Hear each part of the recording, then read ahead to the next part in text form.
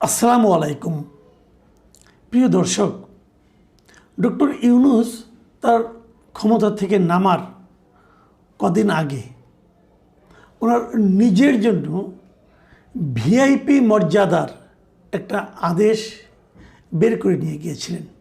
মানে এভাবে বের করেছিলেন যে উনি ক্ষমতা থেকে চলে যাওয়ার পরও 1 বছর উনি ভিভিআইপি মর্যাদা পাবেন এবং ওনাকে নিরাপত্তা দেওয়ার জন্য এসএসএফ ওনার সঙ্গে সার্বক্ষণিকভাবে থাকবে এবং রাষ্ট্রের যে কোনো জায়গায় উনি যখন যাবেন তখন সেই অতি গুরুত্বপূর্ণ ব্যক্তি হিসাবে বিবেচিত হবেন এবং সেভাবে উনি নিরাপত্তা পাবেন।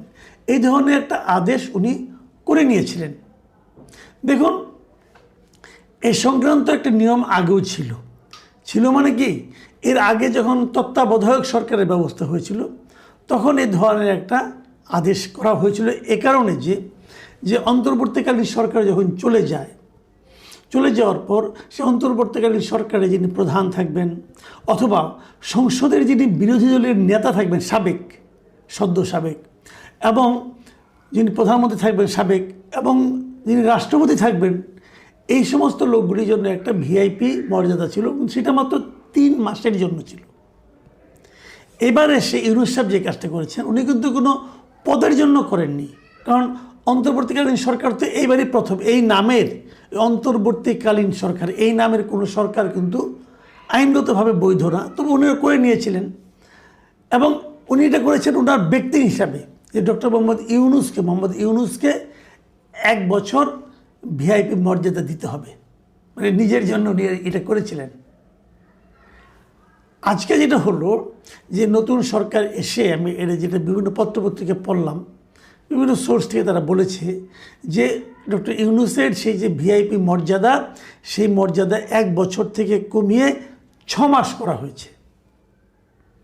তো 6 মাস করার মানে হলো যে এই বছরের অগাস্টের 10 তারিখের পর উনি আর ভিআইপি মর্যাদা পাবেন না। উনি যখন আমার আপনার মতো একজন সাধারণ নাগরিক হিসেবে চলাচল করবেন, ওনাকে প্রহরা দেওয়ার জন্য আর এসএসএফ থাকবে না। তো এই যে পুনর্মূল্যায়ন, ওনার নিজের নেওয়া, নিজের জন্য নিজের যে সুবিধাগুলি গ্রহণ করা, এটা তো একটু লজ্জারও ব্যাপার। তুমি লজ্জা পান না অবশ্য, লজ্জা বলতে কোনো শব্দ ওনার ডিকশনারিতে সম্ভবত নাই, যে কারণে উনি নিজের জন্য নিয়েছেন। আপনি পারবেন ভাই, নিজের জন্য চেয়ে কেউ কখনো নেয়? অথবা যদি আইন করার ক্ষমতা আপনার হাতে থাকে, আপনি কি আপনার নিজের জন্য নিজের সুবিধার জন্য আইন করবেন? এটা কোনো ভদ্রলোক, কোনো সেন্সিবল লোক করতে পারে? এটা একমাত্র নির্লজ্জ এবং বেহায়া টাইপের লোকের পক্ষে সম্ভব। যা হোক, উনি করেছিলেন, সেটা সরকার কিন্তু প্রত্যাহার করে নিয়েছে।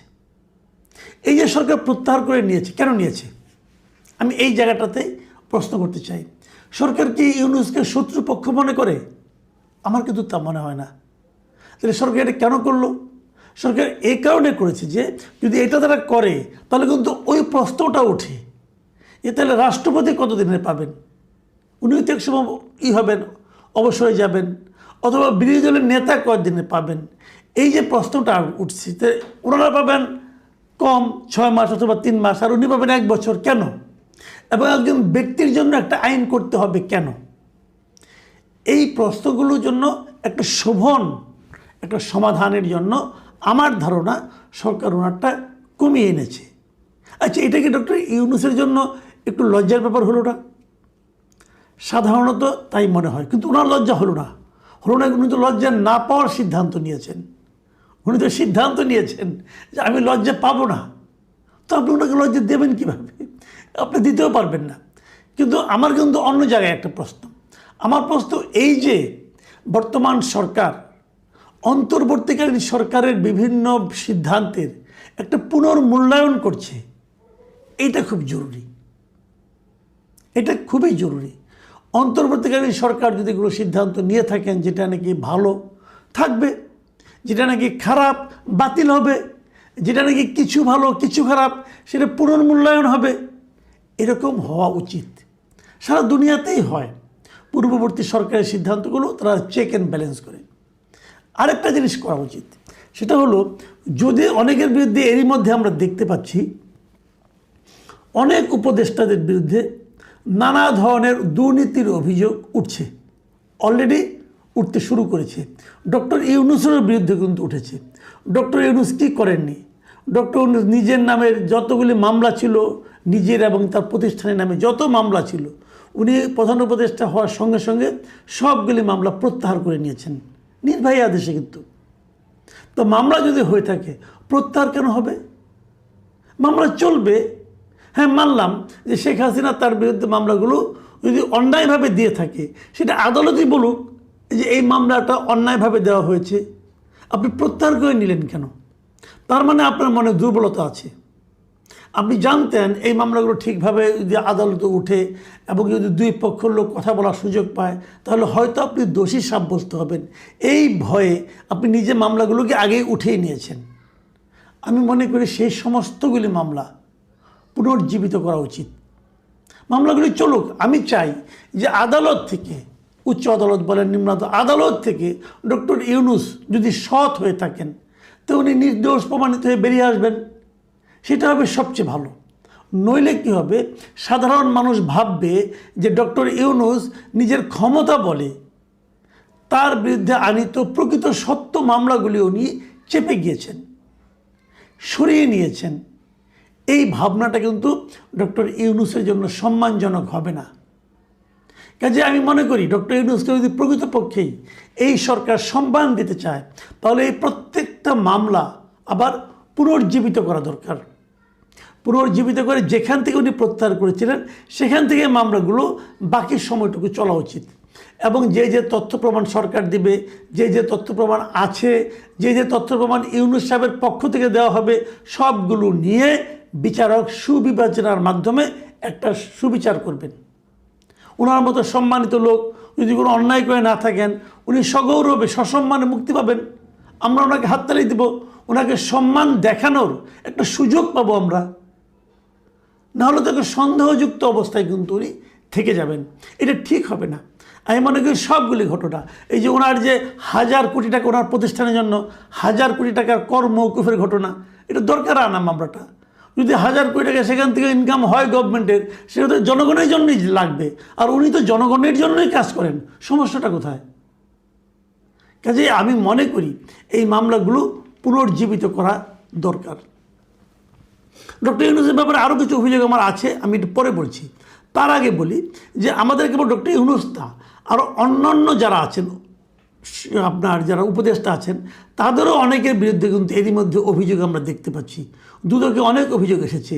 যেমন ডক্টর আসিফ নজরুলের বিরুদ্ধে, ওনার বিরুদ্ধে প্রায় দুর্নীতির অভিযোগ উঠেছে, প্রায় 100 কোটি টাকার দুর্নীতির অভিযোগ দুদকে কিন্তু এসেছে। সত্য মিথ্যা আমি বলতে পারবো না, আমার বলার দরকারও নেই। আমি জানতে চাচ্ছি যে এই মামলাগুলো, এই অভিযোগগুলো দ্রুত খতিয়ে দেখা হোক। যদি উনি নির্দোষ হয়ে থাকেন তো খুব ভালো, ওনাকে মুক্তি দিয়ে দেন। ওনাকে বলেন ওনার বিরুদ্ধে আর কোনো অভিযোগ তোলো, তো এই অভিযোগগুলো আর তোলা যাবে না। অন্য অভিযোগ থাকলে উঠবে, উনি নির্দোষ প্রমাণিত হবেন, উনি বুক ফুলিয়ে সমাজে হাঁটবেন। এখন যেরকম চোরের মতো লুকিয়ে থাকেন, ওরকম তো থাকতে হবে না।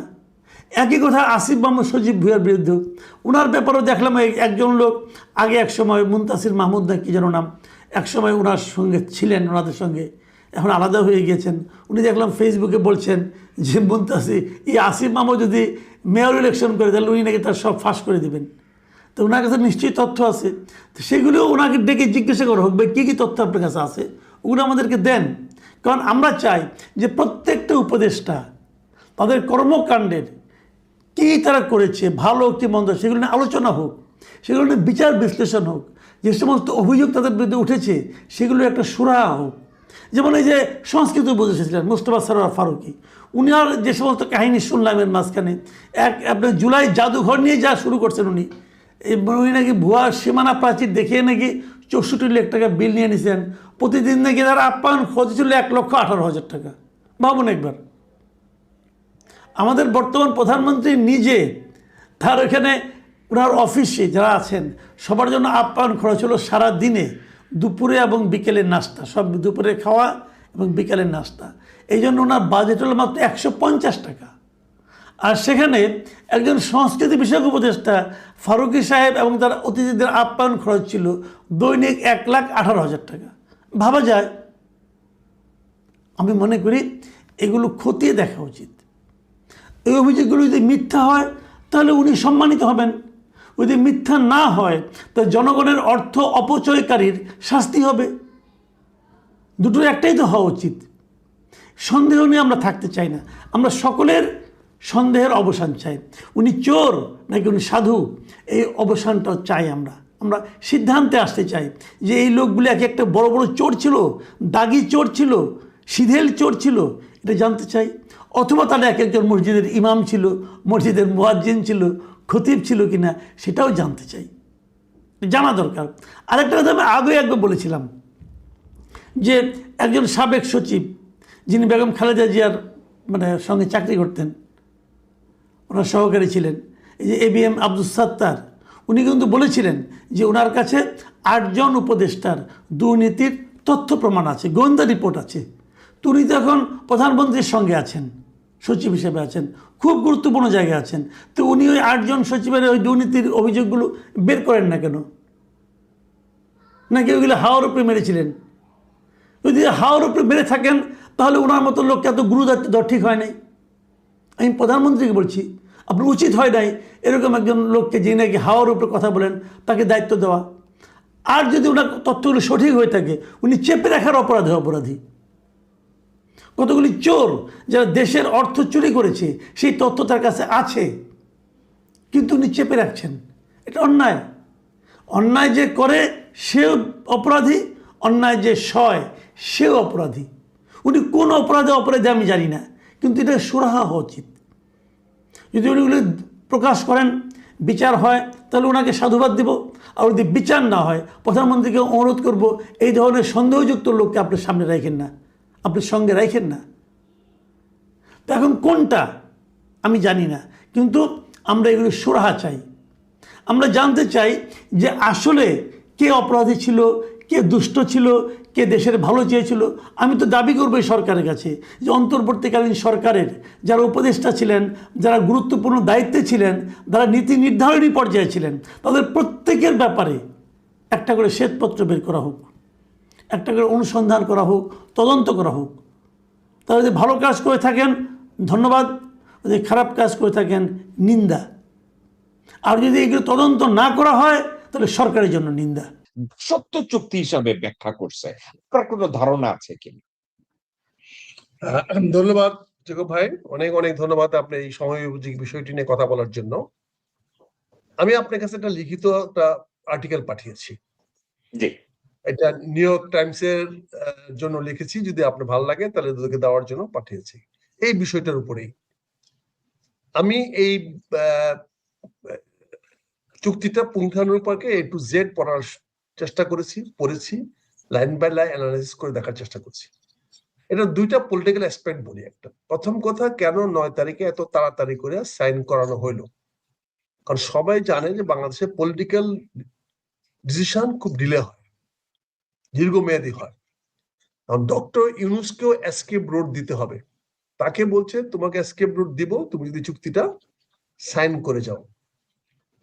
তখন রাতারাতি খলিলকে দিয়ে, তারপরে আমাদের বাণিজ্য মন্ত্রীকে আমেরিকা ডাকে নিয়ে এই চুক্তিটা করেছে। চুক্তিটার পরে দেখেন গতকালকে বাংলাদেশ প্রতিদিন একটা নিউজ দিয়েছে, হেডলাইনটা দেখেন, বাংলাদেশ প্রতিদিন নিউজটা দেখেন কি, দাসত্ব চুক্তি। দাসত্বের চুক্তি কে বলছেন? ডক্টর ইউনূস, যিনি চুক্তিটা সাইন করলেন, তিনি বলতেছেন যে দাসত্ব চুক্তি। চিন্তা করেন কোন দেশে আমরা আছি। এখন আমেরিকা এটা ইন্ডিয়াকে খাওয়াইছে, তোমার সঙ্গে যদি ভালো সম্পর্ক বাংলাদেশে করতে চাও তাইলে আমি যেভাবে বলি সেইভাবে যাও। এবং আপনি দেখেন এই চুক্তিটা ইন্ডিয়া এখন হইচই করতেছে, চিল্লাচিল্লি করতেছে, কারণ এই চুক্তিটার মধ্যে কতগুলো আভ্যন্তরীণ শক্তি লুক্কায়িত আছে। এটা ঠিক করতে হবে। মাটির নিচে কয়লাও আছে, মাটির নিচে হীরাও আছে। কয়লা সহজে পাওয়া যায়, হীরা খুঁজতে আরো বেশি লাগে, কিন্তু একই সঙ্গে থাকে। এখন আমি একটা লিখিত আর্টিকেল হিসেবে দিয়েছি এবং লোকাল পেপারেও পাঠাবো এই সপ্তাহে, দেখি ছাপে কিনা।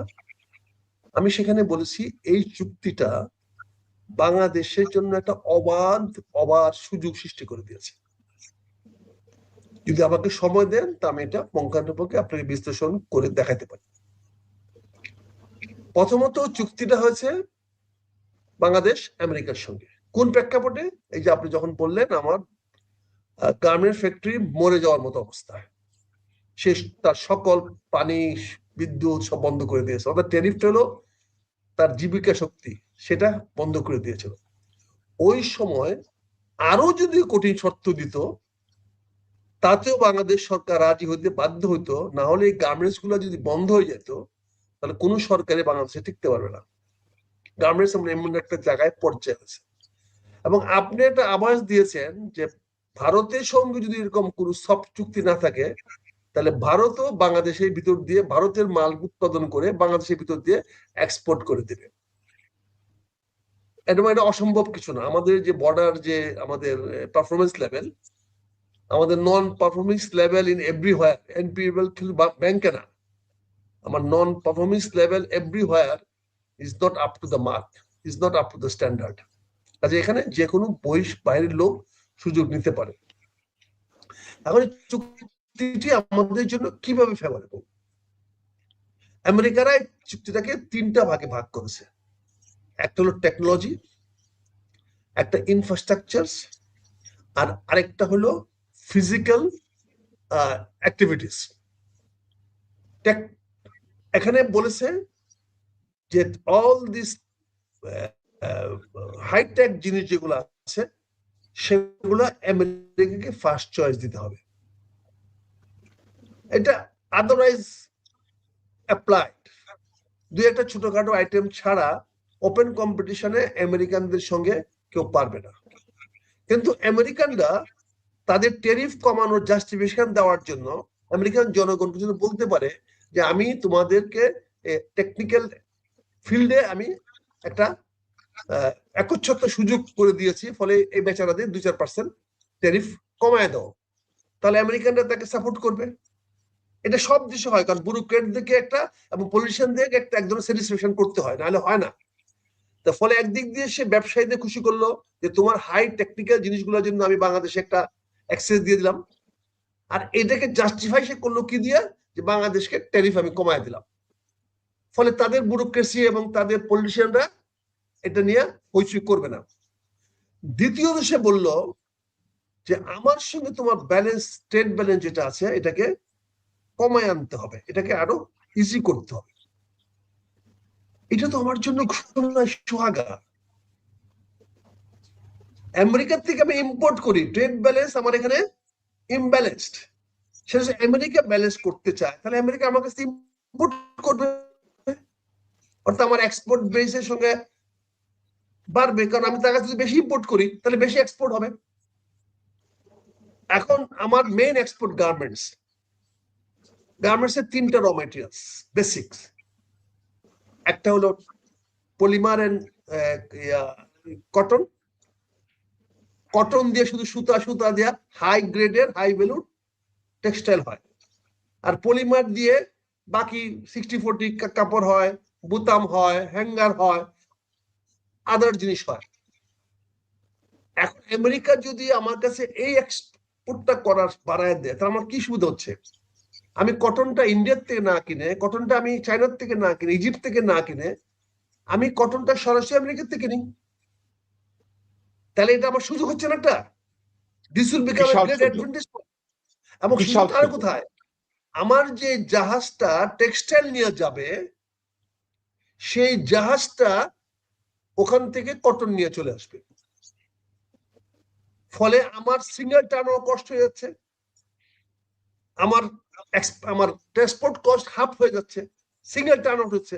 অর্থাৎ এখন আমি কি করি, আমি যে টেক্সটাইলটা পাঠায় ডাবল বিল দিতে হয়, অর্থাৎ খালি আমার জাহাজটা ফেরত আসে, আমার আছে নাই। কিন্তু এইটা যদি আমি নিয়ে আসি এবং সে বলছে এগ্রিকালচার প্রসেসিং এ আমাকে সুযোগ দিতে হবে, এগ্রিকালচার প্রসেসিং এই কটন এগ্রিকালচারের মধ্যে পড়ে, সয়াবিন এগ্রিকালচারের মধ্যে পড়ে, পটেটো এগ্রিকালচারের মধ্যে পড়ে, হুইট এগ্রিকালচারের মধ্যে পড়ে, আপনার মেইজ এগ্রিকালচারের মধ্যে পড়ে, সিড এগ্রিকালচারের মধ্যে পড়ে, poultry feed, dairy feed, dairy breed, এগুলো এগ্রিকালচারের মধ্যে পড়ে।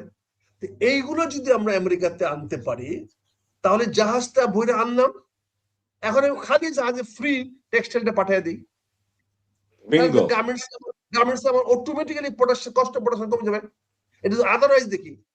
এবং এখানে দেখার সুযোগ কি, চায়না তার 40% ফুড আইটেম আমেরিকাতে আমদানি করে, হুইট আমদানি করে, মেইজ আমদানি করে, সেখানে গরুর মাংস আমদানি করে, মুরগির মাংস আমদানি করে, যারা সব শুয়োরের মাংস আমদানি করে। আমি শুয়োরের মাংস বাদ দিলাম, বাংলাদেশ দরকার নেই, কিন্তু বাকি তো সে আনে। আমি কেন সেখান থেকে এনে প্রসেস করে, আমি সয়াবিনটা এনে তেলটা প্রসেস করে আমি তেলটা চায়নাতে বিক্রি করি? তাহলে দেখেন আমার একটা সুযোগ সৃষ্টি হয়ে গেল না।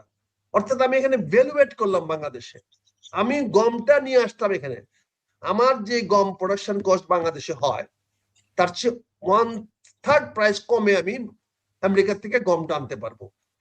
যেহেতু ওই জাহাজটা গার্মেন্টস খালি 50 জাহাজ আসবে, তাহলে আমার ট্রান্সপোর্ট কস্ট কমে গেল।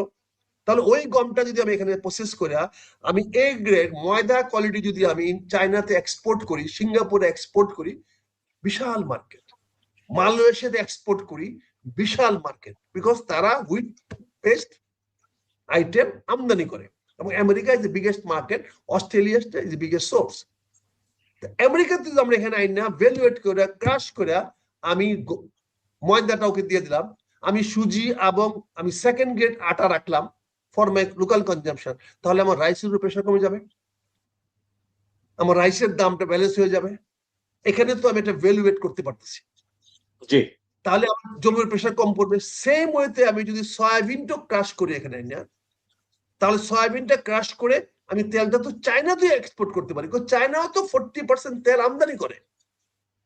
চায়না তো সেলফ সাফিসিয়েন্ট না ক্রুড অয়েলে, এডিবল অয়েলে, সেও তো আমদানি করে, ইউরোপ থেকে আমদানি সয়াবিন করে। আমি তাকে তেল দিই না, আমার শুধু কি আছে, আমার তো চায়নার থেকে কি আসছে এখানে। আমার দেখেন আরেকটা সুবিধা কি, চায়নার থেকে আমি মেটেরিয়ালস কিনবো, ম্যানুফ্যাকচারিং প্রোডাক্ট কিনবো, সেটা আমেরিকার সঙ্গে তার কোনো কম্পিটিশন নেই, আমেরিকানও মাইন্ড করতেছে না, কারণ আমেরিকা জানে না, আমেরিকা এটা আদৌ মাইন্ড করে না, মাইন্ড করে, কারণ সে জানে ম্যানুফ্যাকচারিং প্রোডাক্ট। আরো একটা কথা মেজর ডাক্তার, আরো একটা কথা বলি, আমেরিকার সাথে বাংলাদেশের সাথে চায়নার যে কোনো ট্রেড এগ্রিমেন্টের ব্যাপারে তখনই আমি আমেরিকাকে অবজেকশন দিতে দেখি না। আমেরিকান ডিপার্টমেন্ট অফ কমার্স আমি দেখছি অবজেকশন দেয় না, দিবে না, কারণ তার হেল্প করে এটা, বিকজ তার ট্যারিফ ইঞ্জিনিয়ারিং এ হেল্প করে, কারণ সে তখন ভাই এমন একটু দিলে আমার একটু সময় দিতে, তাহলে ফ্লোটা আমি শেষ করতেছি, ফ্লোটা সরি হাসিন ভাই, সরি একটু আমি ফ্লোটা শেষ করার জন্য। না ভাই আপনি বলেন, খুবই ইম্পর্টেন্ট কিছু।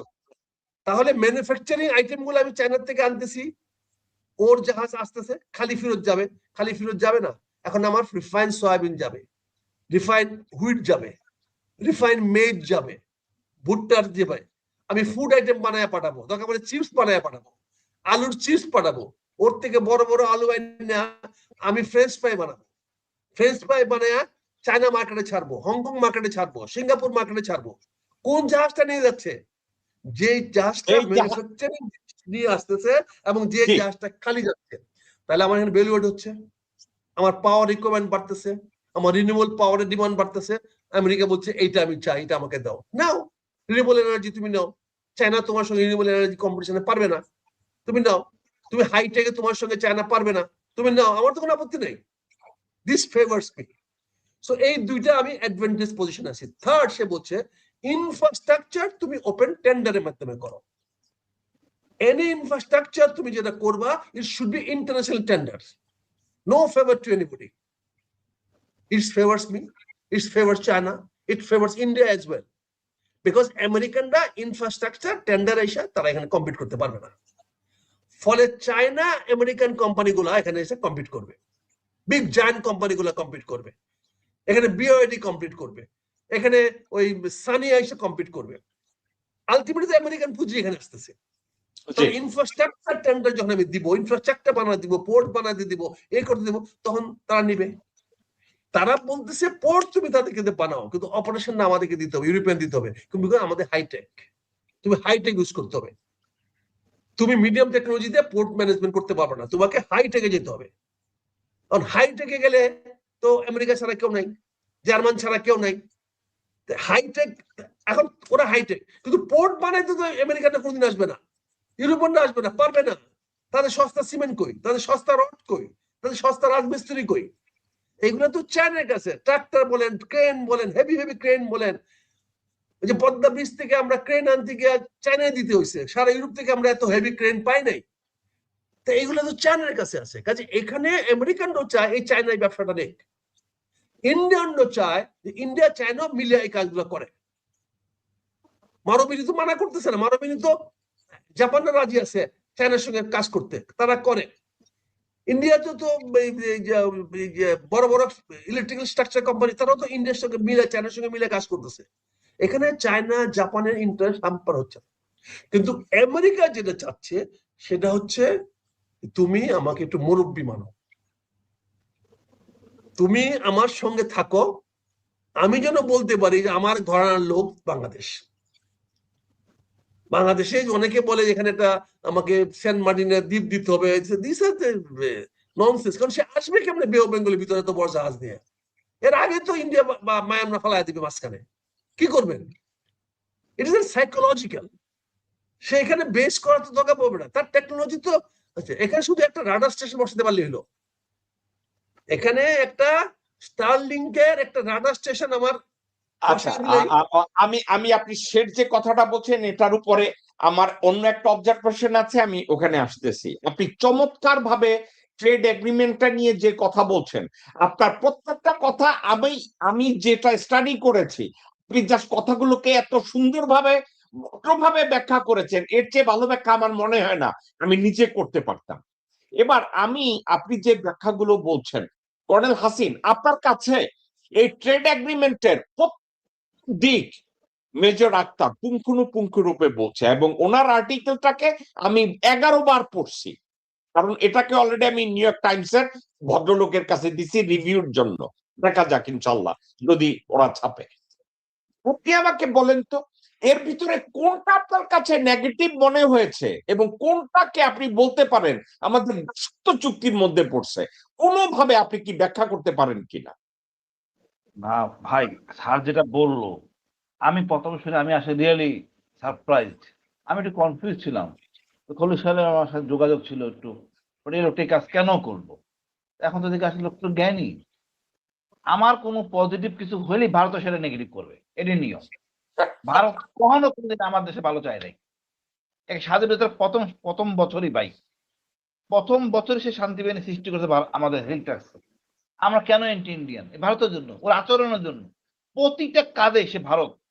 আমাদের সুশীলরা এদের গুণগান গাবে, আর যেসব কথা বললে দেশে কিছু লোক আছে মানে অকারণে অকারণে ভারতের গুণগান গায়। ভারতের গুণগান গাওয়ার কি দরকার আছে?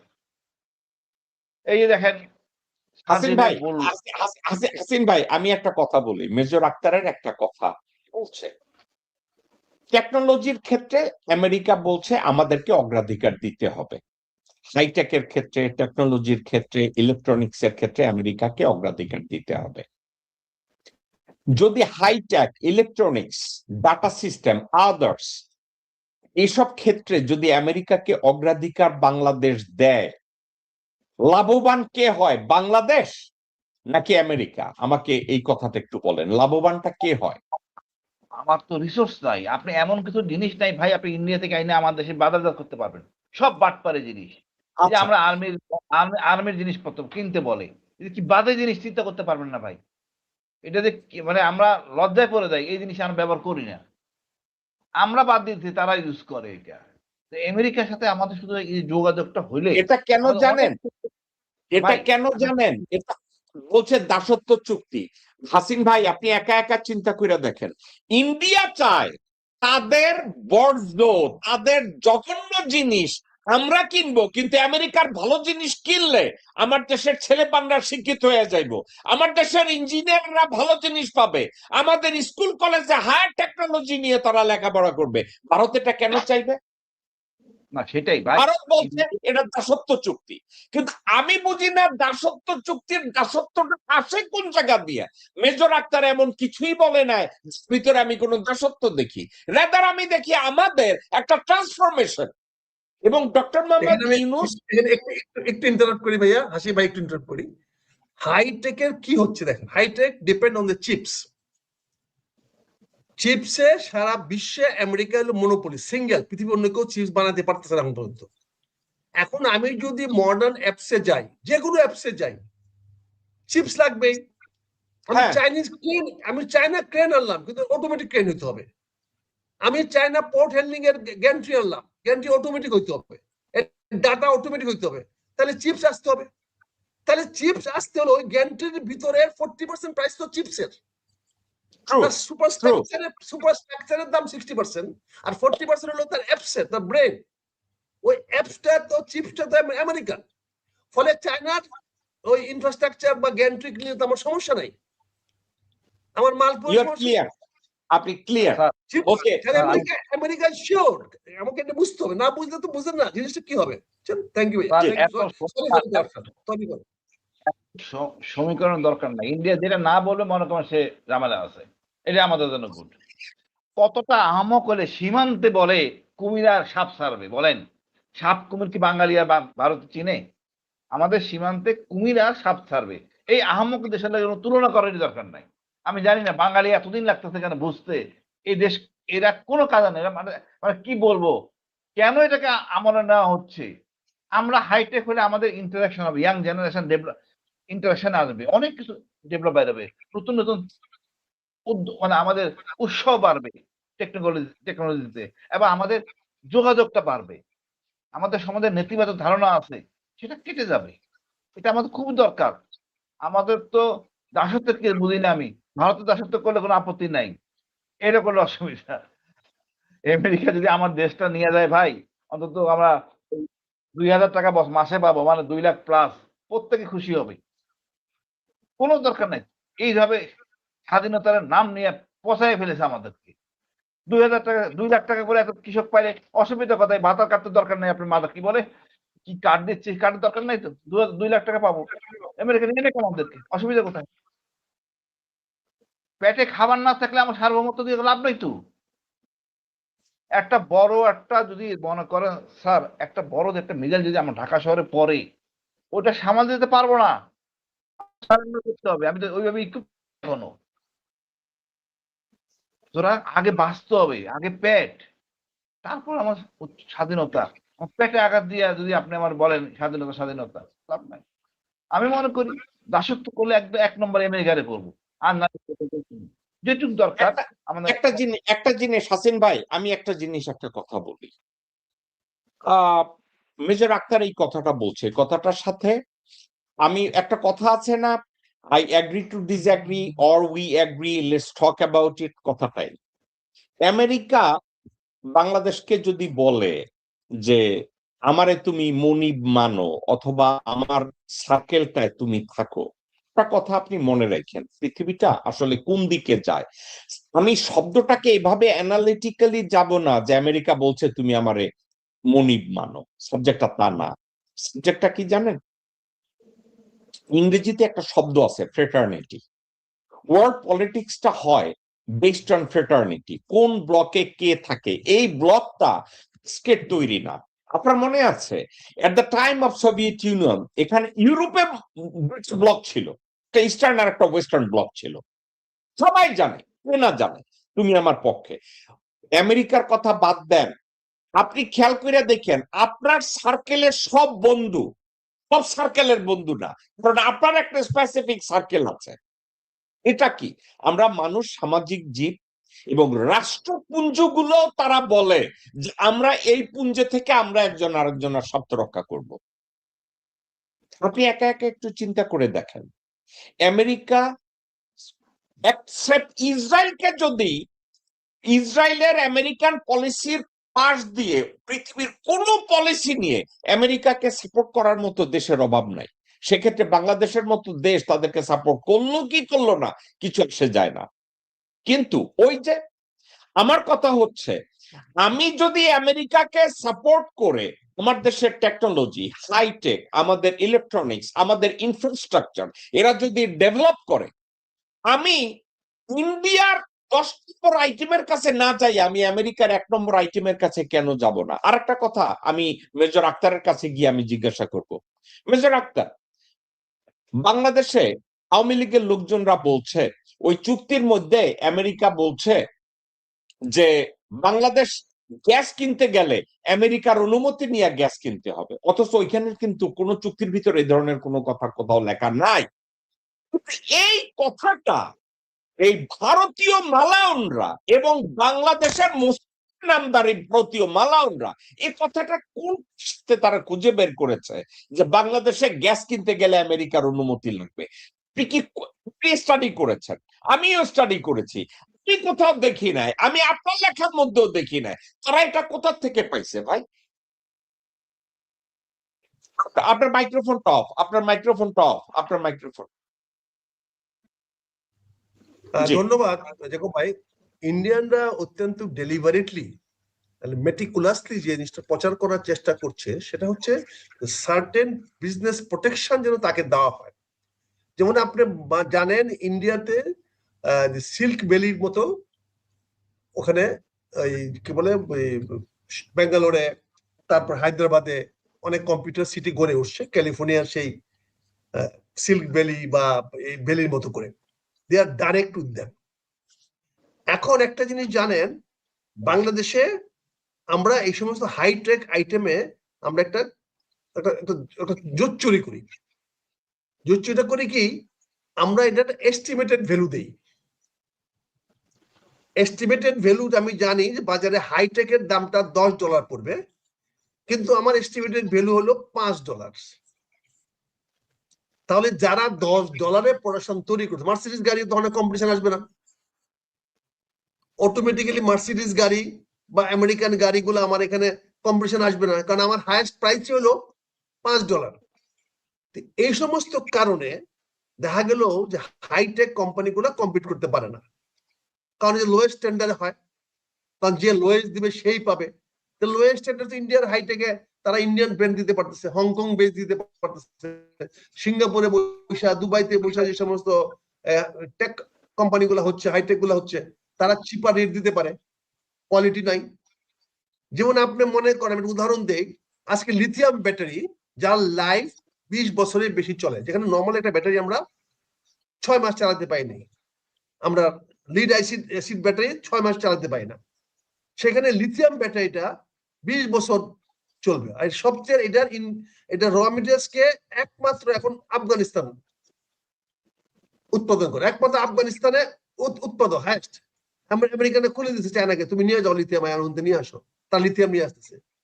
এখন এই লিথিয়ামে সাইকেল 3000 হতে পারে, 3000 সাইকেল যদি আমি লিথিয়াম ব্যাটারি ইউজ করি তাহলে সেটা 3 থেকে 4 বছর যাবে। সেম ব্যাটারি আমি 7000 সাইকেল ব্যবহার করতে পারি, তাহলে ব্যাটারিটা আমার 20 বছর চলে যাচ্ছে। এখন আপনি তো 3000 সাইকেলের ব্যাটারির দাম দিয়ে 7000 কিনতে পারবেন না। বাংলাদেশ আমরা বছরে 2বার কিনবো, কিন্তু একবার তার চেয়ে কম দাম দিয়ে কিনবো না। আমি 3000 দিয়ে আজকে কিনলে আমার 4 বছর পর আবার কিনতে হবে, 4 বছর পরে কিন্তু 3000-এর দামই 7000-এর সমান পৌঁছে যাবে, কিন্তু এখন কিনতে পারবো না। আমেরিকানরা বলেছে এইগুলা তুমি দূর করো, তুমি এটাকে ওপেন রাখো, not based of price, based of technical evaluation. সমস্যাটা এখানে, অর্থাৎ টেকনিক্যাল ইভালুয়েট করো আগে, who is A1, A2, A3। A1 price K dictate করবে, A2 প্রাইস ডিকটেট করবে, B1 BA1 এর সঙ্গে প্রাইস ডিকটেট করবে। এই কথাটা বলাতে আমরা যাদের কাছ থেকে কেনা বেচা করি, তারা তো A1 প্রোডাক্ট তৈরি করে না, ফলে সে তো প্রাইস বেনিফিট নেই আমাকে ইনফেরিয়র কোয়ালিটি দিয়া। আপনি নিশ্চয় টয়োটা গাড়ি আমেরিকাতে যেটা বেচে আমার দেশে এই টয়োটা আসে না, তার ইনফেরিয়র কোয়ালিটি আসে। তারপরেও মার্সিডিজ ক্লায়েন্ট তো টয়োটা কিনবে না, মার্সিডিজ ক্লায়েন্ট তো টয়োটা প্রাইস দেখে না, সে ব্র্যান্ড দেখে। আমার এই শার্টের মধ্যে পাঞ্জাবের মধ্যে যদি আমি স্পেন্সার ম্যাক্স স্পেন্সার লিখে দেই, এটার দাম হয়ে যায় $50, কিন্তু এইটার তো আমি $5 তো বাংলাদেশে টাকা শহরে কিনবো না। তো এই যে ব্র্যান্ডের যে সুযোগটা, ব্র্যান্ডটা তো আমেরিকানদের, সারা ওয়ার্ল্ড ওয়াইড তারা ব্র্যান্ড করে নিয়েছে, তাদের ব্র্যান্ডের নাম আছে। এখন ধরেন আমি জাস্ট আরেকটা এক্সাম্পল দিয়েছিলাম, স্টারলিংক। আজকে স্টারলিংক কানেকশন পাওয়া মানে হলো সবচেয়ে fastest link all over the world আমি পেয়ে যাচ্ছি, including any black spot of the earth and the Mars. True. আমি স্টার দিচ্ছি, কিন্তু আমি তো ইয়াহুতে পারবো না এটা, আমি তো গুগল দিয়ে পারবো না এটা। ইয়াহু গুগলের হ্যাজ লিমিটেশনস, ওই লিমিটেশনটা তো স্টারের নাই, বিকজ আচ্ছা, star had a 100,000 of satellite.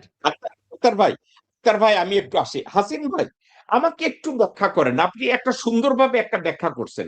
India যদি না বলে বাংলাদেশের উচিত হ্যাঁ বলা, আর ইন্ডিয়া যদি হ্যাঁ বলে আমাদের বাংলাদেশিদের উচিত না বলা। এই এই সিম্পল সমীকরণটাকে আপনি এইভাবে চিন্তা করলেন কেন? আপনার অভিজ্ঞতা কি বলে হঠাৎ করে? আমার অভিজ্ঞতা হলো, আমি এই পর্যন্ত দেখি নাই ইন্ডিয়া যা বলছে তার সাথে সরজমিনে আমাদের উপকারে এসেছে। আমাদের যত রকম ক্ষতি আছে সকল ক্ষেত্রে এরা এরা জড়িত।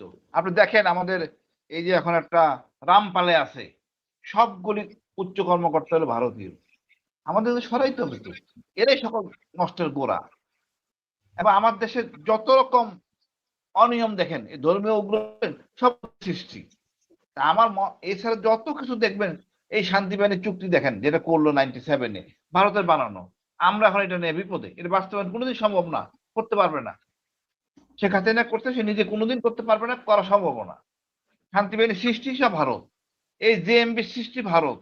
আপনি যত অপকর্ম দেখবেন বাংলাদেশে, এই ভারত। আমাদের কোনো ভালো তারা চায় না। তার কারণ হলো আমরা যদি খুব ভালো হয়ে যাই, উন্নত রাষ্ট্র হয়ে যাই, পশ্চিমবঙ্গ আন্দোলনে যাবে। আমার মনে হয় খুব বেশি দেরি আছে, ওটা আন্দোলনে গেলে আমসালা সব যাবে, ওই পর্যায়ে যাইতে হবে। দেখেন আমাদের তো একটা জিনিস ছিল, আক্তার স্যার আপনি জানেন, আমাদের ইস্ট বেঙ্গল রেজিমেন্ট ছিল 71-এর আগে, আমাদের ইপিআর ব্যাটালিয়ন ছিল, আমাদের পাশাপাশি পশ্চিমবঙ্গের কিছুই নাই, এখনো নাই, কোনো বেঙ্গল রেজিমেন্ট নাই, আর্মি নাই, বা বাঙালি আর্মি নাই, তারপরে ইপিআর নাই। আমার সীমান্তে যদি ইপিআর থাকে, মানে আমার সীমান্তে যদি বিএসএফটা বাঙালি হয়, কোনো সীমান্তে মারামারি হবে না। সে তো আমার ভালো চায় না, সে চীন সীমান্তে লাঠি নিয়ে মারামারি করে, আমার সীমান্তে সে গুলি করে। তো এই জন্য আমাদের একটু শক্ত দর্শনে আসতে, ভারত যা বলবে। আমি কোনো একটা জিনিস দেখি না, এই যে গাড়ি দিচ্ছে কতগুলি, আগে দেখছি অনেক অস্ত্র দিচ্ছে 9mm কার্বাইন, এগুলি আসলে যুদ্ধে ব্যবহার করার জন্য, টাকার জন্য। ইন্ডিয়ান কোন জিনিসটি আপনি কোনো কাজ করতে পারবেন না, কোনো ক্ষেত্রেই না। ভারতের অস্ত্রে তো ফায়ার পিন কাজ করে না, ফায়ার পিন কাজ করে না, বলেন ভারতের রাইফেলে ফায়ার পিন কাজ করে না।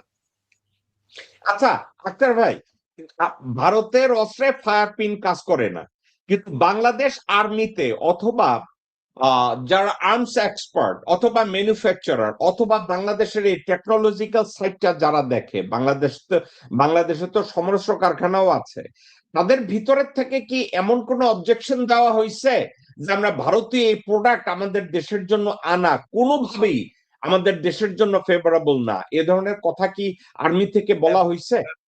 A very superb question. আপনার প্রশ্নটা এত সময়, এত গত 30টা বছরে আমরা সকল অবস্থায়, স্কুল এডুকেশন থেকে নিয়ে স্টাফ কলেজে জেনারেল পর্যন্ত আমরা ইন্ডিয়ানাইজ করে ফেলছি। আমাদের ডাক্তাররা ইন্ডিয়ানাইজড হয়ে গেছে, আমাদের ইঞ্জিনিয়ার ইন্ডিয়ানাইজড হয়ে গেছে। এখানে এত বেশি মোটিভেশন হয়েছে গত 30 বছর। এখানে কোনো অফিসারদেরকে আমরা বাইরে পলিটিক্যালি ইন্ডিয়া কথা বলতে পারি, কিন্তু কোনো আর্মি অফিসার, এয়ারফোর্স অফিসার, কোনো ডিফেন্স অফিসার, কোনো আমলা, তারা এগেইনস্ট ইন্ডিয়া শব্দটা ছোট হাতের আয়দা পর্যন্ত ইন্ডিয়া লিখতে সাহস পায় না, ওইটা বড় হাতের আয়দা লিখতে হতো, যদি কেউ ধরে ফেলা ছোট হাত দিয়ে কেন। আচ্ছা এইটা কি আপনি কি হয়ে গেছে এখন অফিসাররা ইন্ডিয়ার ফেভারে যাবে না, এরকম মিনিট লিখতে অফিসার পাবেন না। আমাকে একটা কথা বলেন, এটা কি বাংলাদেশের আর্ম ফোর্সেস সার্ভিসের অফিসাররা কি ভয় পায়, নাকি তারা মেন্টালি কনভিন্সড দ্যাট ওই যে এটা তো ক্যাডেট কলেজ থেকে মোটিভেট করা হয়েছে, ওখান থেকেই তাকে মোটিভেট করে দেওয়া হয়েছে, ওখানে আমাকে তৈরি করে দেওয়া হচ্ছে যে India is our good neighbour. ইন্ডিয়াকে তো আমরা কখনোই, কারণ আমরা আগে একটা গোল ফোর্স এন্ড জ্যাক ফোর্স বলতাম, যে একটা একটা শিয়াল একটা ভালুক দুইটা দেশ। তা এখানে তো আমরা এটাও তো এক্স এন্ড ওয়াই করে ফেলছি, আমরা করে ফেলছি আমাদের মেন্টাল মানসিক ভাবে তো আমার এগেনস্টে এন্টি, আমার তো ভিলেন ইন্ডিয়া না, আমার যুদ্ধের ন্যারেশনে ইন্ডিয়া আমার এনিমি না, ইন্ডিয়া আমার ফ্রেন্ডলি ফোর্স, আমার আচ্ছা enemy major beyond my border. আমাকে এখন মেজর আমাকে ট্রেন করা হচ্ছে কি, আমার ট্রেন করা হচ্ছে আমার এনিমি হলো বিয়ন্ড মাই বর্ডার, আমার বর্ডারের সঙ্গে আমার না, দে আর মাই ফ্রেন্ডলি ফোর্স। এইটা তো আমার মোটিভেট করা হচ্ছে গত 30 বছর ধরে, 20 বছর, ইভেন কি বিএনপি না মনে, সরি আমি বলছি। সরি বলেন কেন ভাই? সরি বইলে লাভ নাই তো, আপনি সত্যি কথা বলছেন। বাংলাদেশের মতো জায়গায়, বাংলাদেশের মতো জায়গায় মেজর আক্তার 70 বছর বয়সে একটা সত্য কথা বলার পরে যদি আপনাকে সরি বলতে হয়, এর চেয়ে বড় দৈন্যতা জীবনে আর কি থাকবে ভাই? কি করবো ভাই, আমি তো অপঘাতে মরতে চাই না রে ভাই। না রে ভাই, আমি একটা কথা বলি ভাই, আপনি মরবেন না, আর যদি আপনি মরেন বিশ্বাস করেন you will become equivalent to a Mahavir. আপনি এই চিন্তা কইরেন না ভাই। বছর বয়সে আর্মিতে চাকরি করার পরে, এত কিছু করার পরে, একটা সত্য কথা বলার পরে যদি আপনাকে সরি বলতে হয়, ওই সমাজে আপনি ও করেন না, ওই সমাজ আপনার কাছে ও করে। কথাটা আপনি মনে রাখবেন। সমাজ সমাজ আমাকে করে, আমি সমাজের প্রতি দায়িত্ব আছে, রাষ্ট্রের প্রতি দায়িত্ব আছে, জনগণের প্রতি আমার দায়িত্ব আছে। কিন্তু প্রশ্ন হয়েছে আজকে যে কর্নেল হাসিব অনেকটা ফ্রাস্ট্রেশনে বলছে যে গুলামি করতে হলে আমেরিকা গুলামি করবো, এটা না তো মনের স্পিরিট না। হি ইজ দ্য লাস্ট জি, পারসন, সে আমেরিকা গুলামি মানবে না, সে আমেরিকা গুলামি সে মানবে ভাই না, কারো গোলামি মানবে না। মানবে না, কর্নেল হাসিন কারো গোলামি মানবে না, এটা মানবে এটা না। আমি জানি। কিন্তু এটা স্যাটায়ার হিসেবে সে বলছে কেন, বিকজ আমরা যে কোনো সমাজে বাস করতে হলে we need a friends, without friend তো বাঁচতে পারবো না, we need a friend circle. এখন এখানে আমেরিকাকে ডিসাইড করতে হবে সে কি এরকম খুললাম খুললাম খেলা খেলবে না সিরিয়াস খেলা খেলবে। আমরা তো বলেছি আমেরিকানরা যদি এই ধরনের প্রোগ্রাম নিয়ে আসে, আমরা এই বয়সে কোনো বিজনেস ইন্টারেস্ট না, আমরা এগুলোকে ম্যারিং আপ করে দিব, ইন্ডো আমেরিকান, ইন্ডো চায়না আমরা করে দিব। কিন্তু আমেরিকানদের আগে আসতে হবে, আমেরিকানদের ডোর ওপেন করতে হবে। আমেরিকানরা তো ডোর ক্লোজ করে রাখছে, আমেরিকান এমবেসিতে ঢোকা তো বড় কঠিন জায়গা, ওটার জন্য সবাই তাকে গুলি করে মারতে যাচ্ছে। তাহলে এই নিয়ে তো হবে না, আমেরিকান এমবেসির ডোর ক্লোজ করতে, ওপেন করতে হবে। আমরা ফ্রেন্ডদেরকে বলেন, আমেরিকান সিনেটরদের বলেন, আমেরিকান এমবেসি গুলো ফরবিডেন সিটির মতো হয়ে গেছে, তাদের বিল্ডিং এর আশপাশ দিয়ে যাওয়া যায় না, হ্যারাসমেন্ট করে, তাদের কমার্শিয়াল সেকশন অ্যাপ্রোচেবল না, তাদের কমার্শিয়াল সেকশন ট্রেড সেকশনের সঙ্গে সাধারণ ব্যবসায়ীরা যোগাযোগ করতে পারে না। So many security hazards.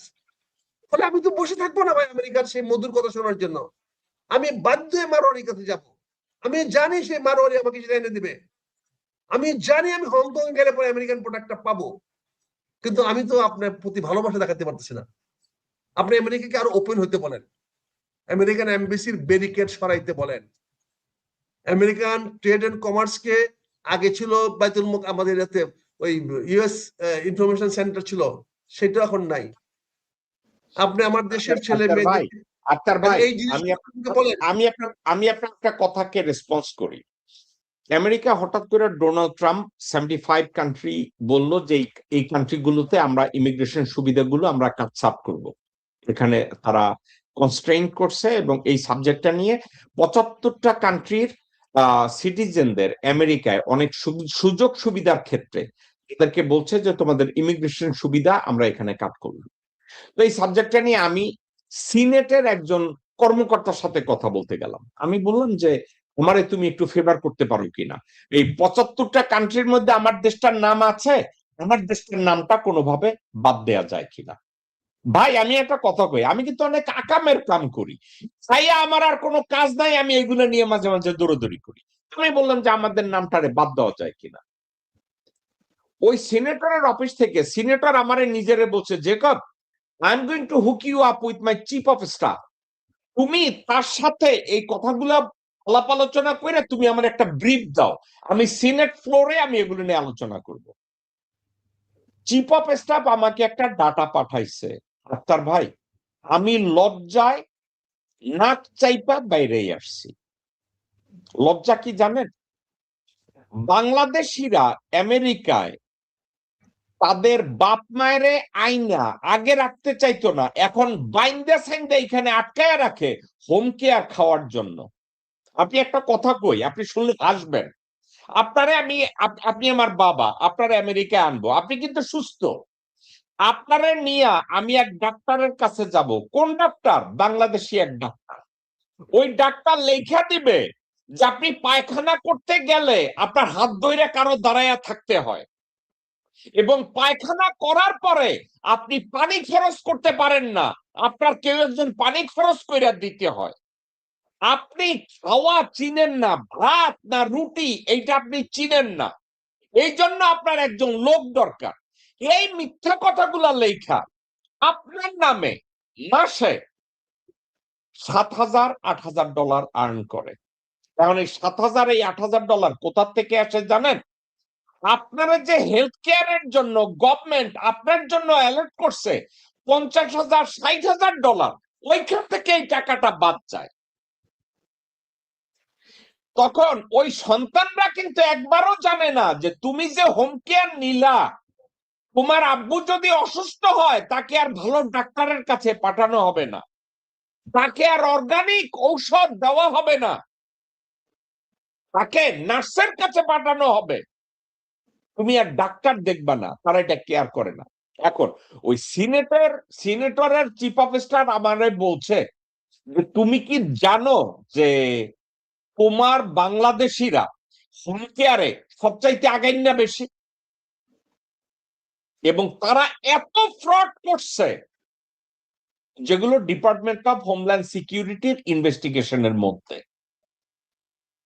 Donald Trump যে 75 কান্ট্রি বলছে সবচেয়ে দুর্নীতিগ্রস্তদের তালিকায় তোমার দেশ 1 থেকে 10-এর মধ্যে চলে আসে।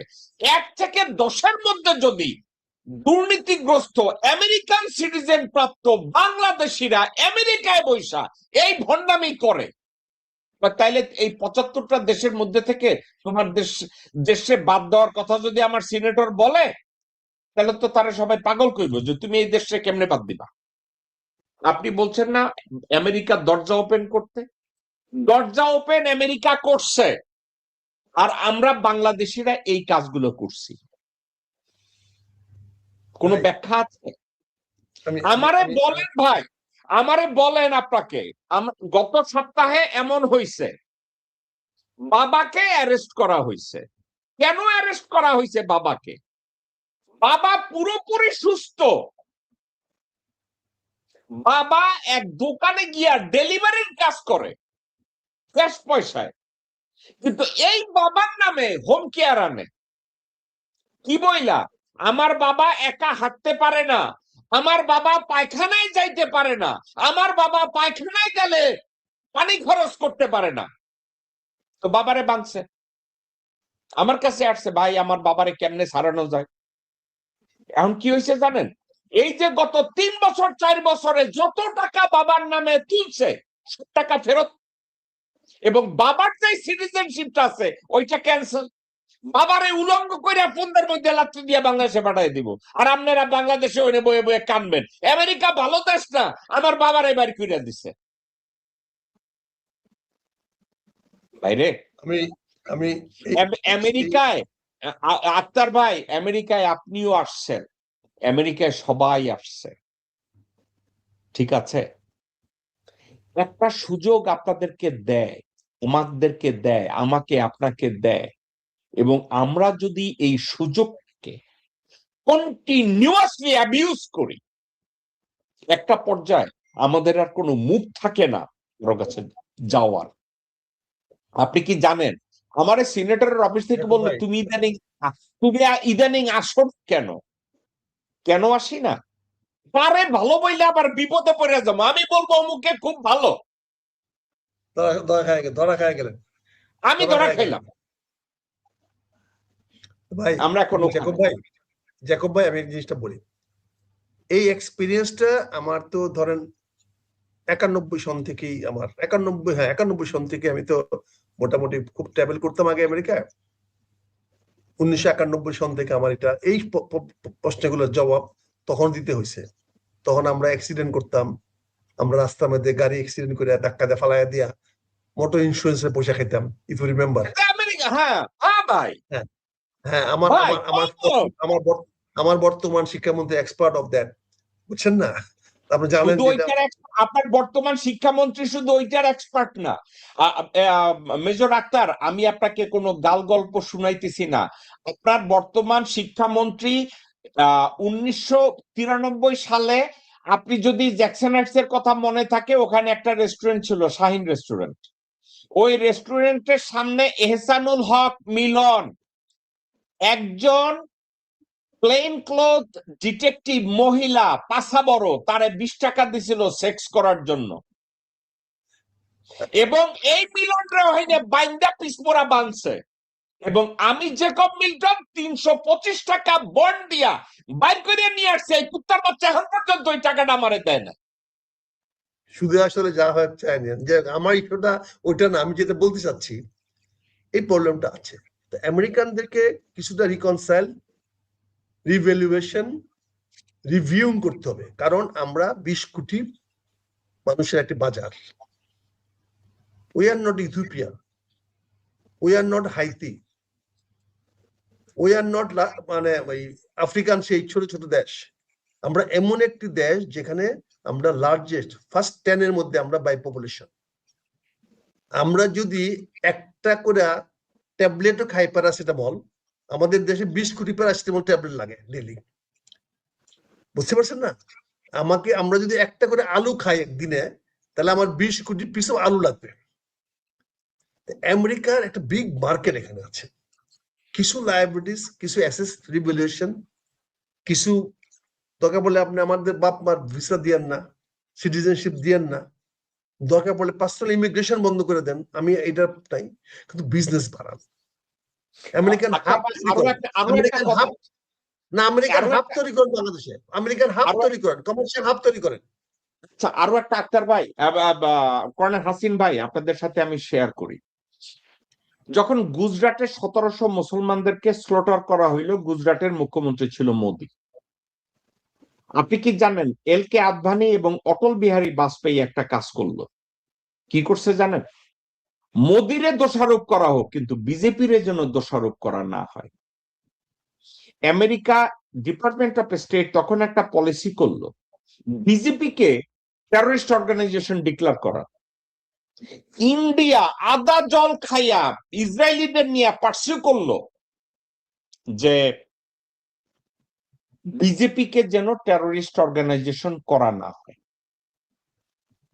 তারা মোদিকে স্লটার ম্যান বানাইলো, কিন্তু বিজেপিকে কিছু করলো না, আমেরিকা করলো না। তারা বুঝছে যে মোদি যদি একবার প্রধানমন্ত্রী হইয়া যায়, আমেরিকা আবার তারে হাসপাতালে দিয়ে বরণ করে নিবে, কিন্তু বিজেপির যদি টেররিস্ট বানাইয়া দেয় তাহলে খবর আছে। গত 13, 14, 15 বছর আগে বিএনপি কে, বাংলাদেশ জাতীয়তাবাদী দলকে আমেরিকা টিয়ার 3 টেররিস্ট অর্গানাইজেশন বানাইছে। হাসিনা এবং তার নেতারা সফলভাবে বিএনপি কে টিয়ার 3 টেররিস্ট অর্গানাইজেশন আমেরিকা বানাইছে। কারা কারা এর সাথে জড়িত ছিল?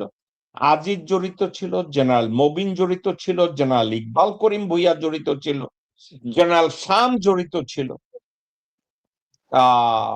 এরা সবাই লাইন ধইরা, ওয়াকার জড়িত ছিল, বেনজির জড়িত ছিল, জেনারেল হামিদ জড়িত ছিল। এখানে আইসা পেন্টাগনে বৈশা বিএনপি কত খারাপ, তারেক রহমান কত জঘন্য বইলা গেছে।